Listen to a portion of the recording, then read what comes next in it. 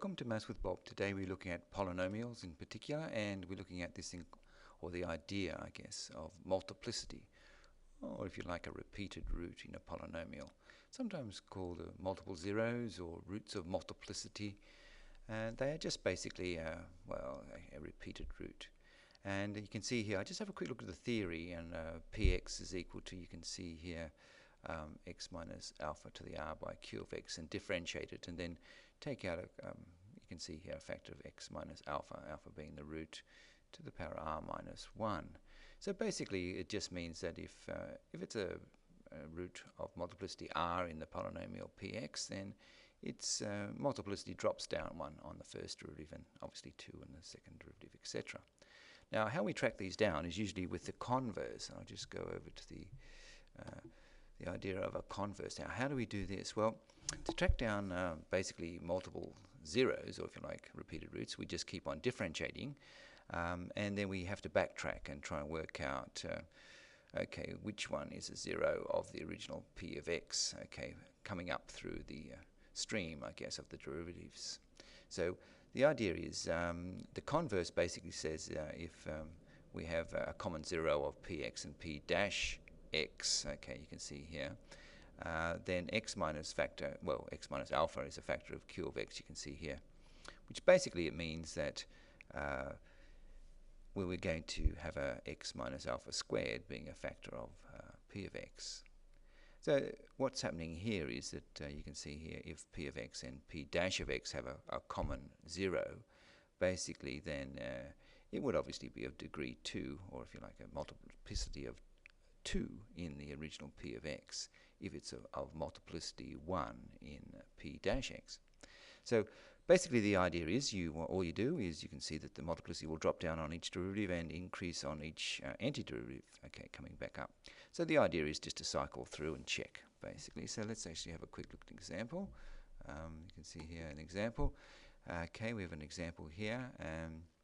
You can see that the polynomial is of degree 4. Now, so if you differentiate once, twice, and 3 times, on the third derivative you see that in fact you have like a 18 on 5 0 in p double, or p, I should say p triple dash x, when you have 48x minus 90. Okay, so you actually have a triple root. So basically, I'll just try and get the magic pen out. Hold on.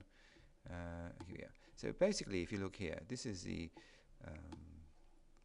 have a look around here.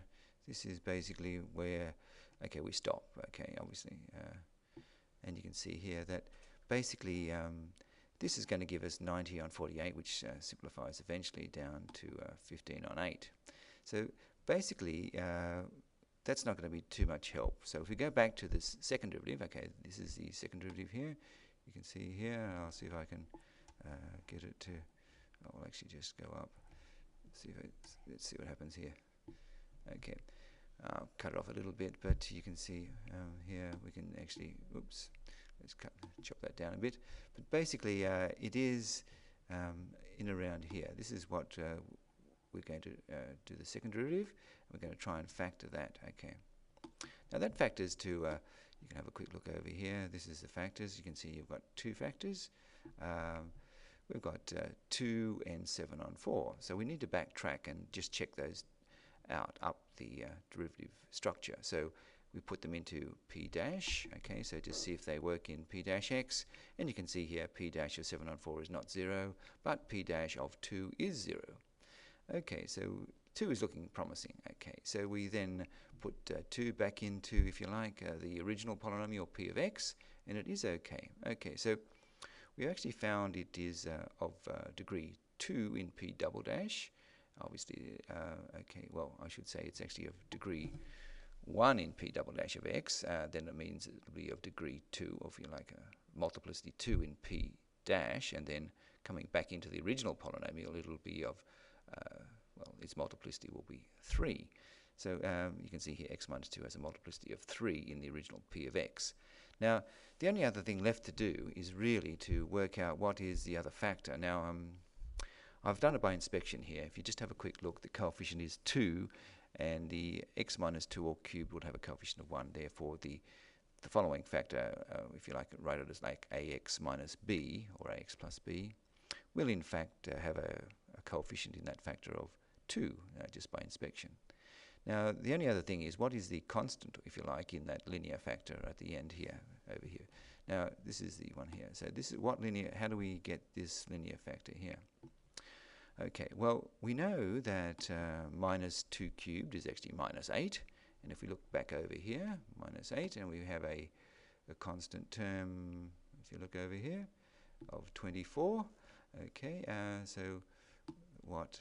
Okay, so we then have to work out, okay, minus 8 times what is positive 24, and obviously you can see here, it's just, I've just plugged it in here, but it's not that difficult, okay, to see that it would be actually minus 3.